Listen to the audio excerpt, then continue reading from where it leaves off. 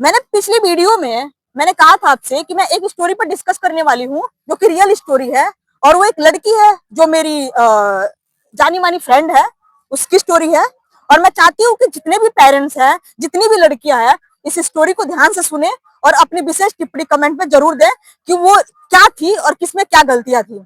एक ऐसी लड़की जिसके घर में सिर्फ चाचा चाची थे, वो लड़की 12th करने के बाद से शहर की तरफ निकलती है अपनी रोजी रोटी में कि मैं कुछ कमा के और अपने लिए पढ़ाई कर पाऊं, ग्रेजुएशन कंप्लीट कर पाऊं।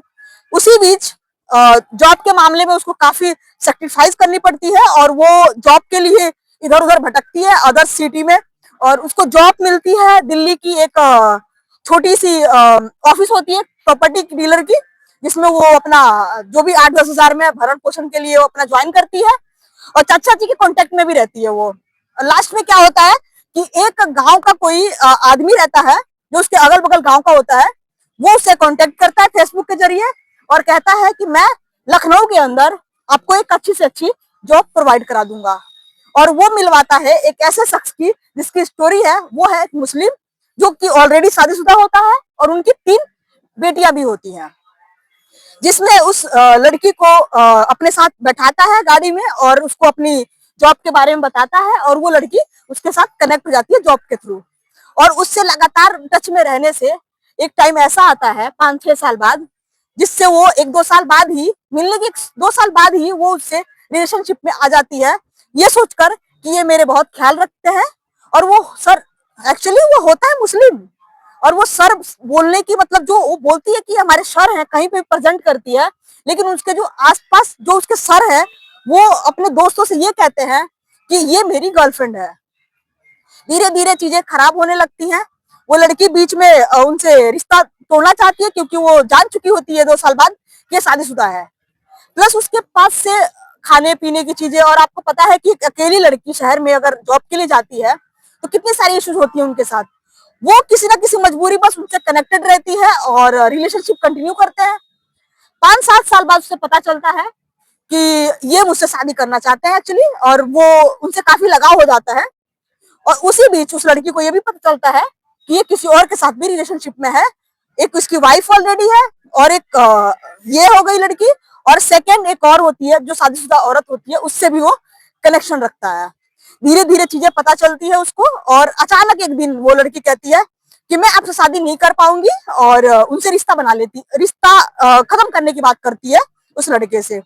लास्ट एंड फाइनल होता क्या है कि वो लड़की उससे जैसे ही बोलती है कि मुझे रिश्ता नहीं रखना, वो इंसान कहता है कि तुम मैं कहीं भी शादी करने के लायक नहीं छोड़ूंगा, मैं जहां भी शादी करने की बात करोगी मैं वहां तुम्हारा जाकर रिश्ता तोड़ दूंगा और मैं बताऊंगा कि तुम मेरे साथ रिलेशनशिप में हो। ब्लैकमेल करने लगता है। वो लड़की पूरी तरह से उसकी हो जाती है और फिर उसको ट्रस्ट आ जाता है कि ये मुझसे बहुत प्यार करता है, इसलिए वो लड़की उसके साथ कंटिन्यू रहने लगती है।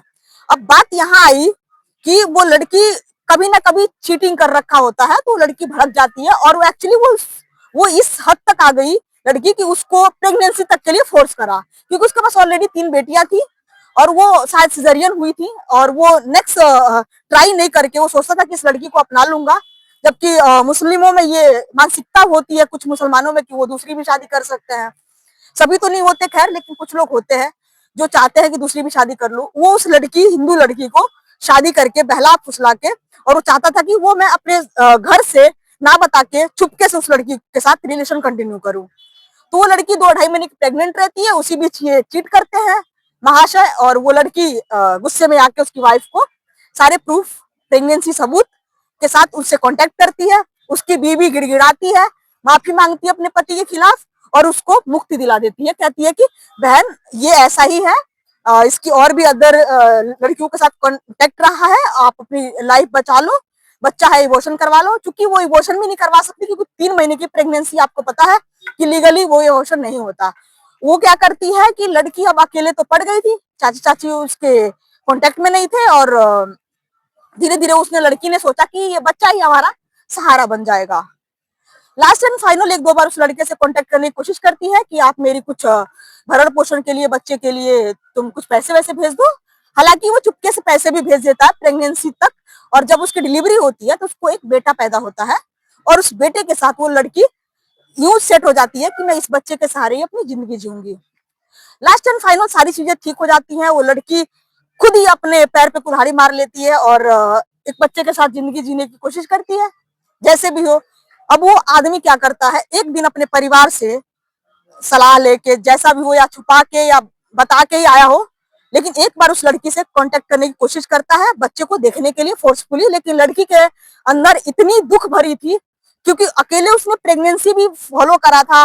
आपको पता है कि प्रेगनेंसी में कितनी इश्यूज होती हैं, उस टाइम में किसी पार्टनर का रहना बहुत जरूरी होता है। लेकिन उस स्थिति में उस इंसान ने उसे छोड़ दिया था, जबकि उसकी मानसिकता भी तो यही होगी ना कि बच्चे ही पैदा करेगी, क्या रही क्या। तो वो लड़की उस बच्चे से मिलने नहीं देती, क्योंकि उसको डर रहता है कि कहीं वो बच्चा लेके भाग न जाए। क्या पता उसके बाद 3 बेटियां हैं, लड़का लेके और वो खुद ही रख ले और उसे छोड़ दे। इसलिए वो बच्चे को ही अपना सहारा समझ के उस बच्चे से उस पिता को मिलने नहीं देती है, और कहती है कि आप अगर मिलना चाहते हैं तो आप सबके सामने एक्सेप्ट करिए, अपनी फैमिली को बुलाइए। वो इस चीज से दुखी होकर और चला जाता है छोड़ के उसको। और आज के टाइम पे वो लड़की दर दर भटके, क्योंकि आपको पता है कि 6 महीने तक बेबी फिटिंग बहुत जरूरी होती है, फीडिंग करा रही है वो। और इधर उधर से जो भी है पैसे वैसे लेके, मैं खुद भी हेल्प करती हूँ काफी उसकी।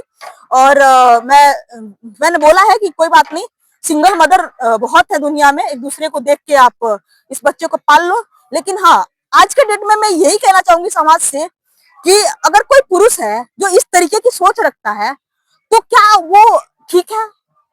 अगर हिंदू ही, मैं हिंदू की बात करूंगी, अगर हिंदू भी ऐसा कुछ करता है तो क्या ये ठीक है?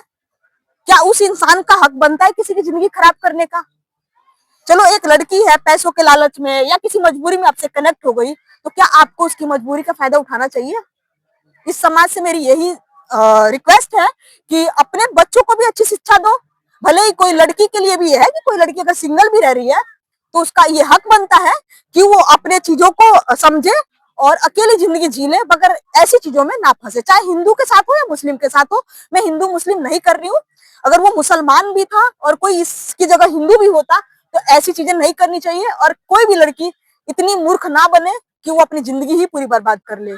आज के टाइम में बेचारी वो दर दर की ठोकरें खा रही है, आज उसके आगे पीछे कोई नहीं है, ज्यादा से ज्यादा कोई 1-2 दिन रोटी खिला देगा, इससे ज्यादा उसकी हेल्प कोई नहीं कर सकता। तो नमस्कार, अगर स्टोरी आपको पसंद आई हो तो लाइक सब्सक्राइब करके जरूर जाएं, और ऐसे ही रियल स्टोरी के साथ मैं आप सबके सामने आती रहूंगी। और ये बिल्कुल रियल स्टोरी है गाइस, और आप इस पर जरूर एक बार सोचें।